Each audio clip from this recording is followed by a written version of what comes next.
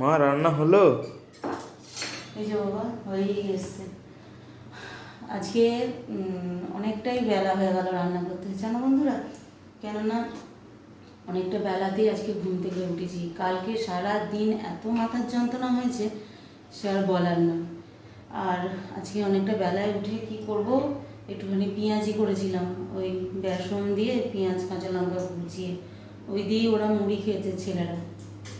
আর আমি একটুখানি জল ঢেলে মুড়ি খেলাম। শরীরটা আজকেও বেশ খারাপ লাগছে, তাই আজকে আর সেরকম কিছু রান্নাবান্না করলামও না।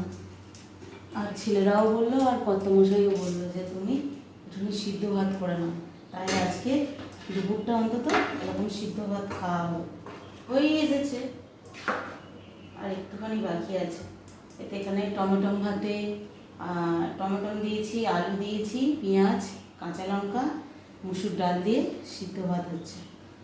এটা আর কি ঘি দিয়ে আজকে দুপুরে খাওয়া হবে।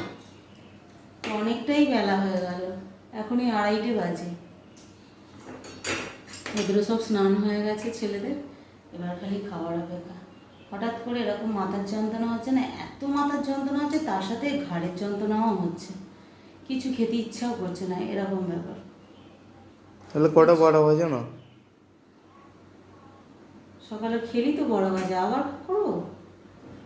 করো কটা। আবার দুটো বড়া ভেজে দিই। সত্যি শুধু ভাত খাওয়া যায় না, দুটো ডিম সিদ্ধ করে নিলাম নাকি? তাই করো। তুই কি ডিম ভাজা খাবি? সেদ্ধ করো। ডিম সিদ্ধ করে দিই আর দুটো বেসনের বড়া ভেজে দিই, তাহলেই হয়ে যাবে দুপুরের খাওয়াটা, তাই তো? হুম, ঠিক আছে।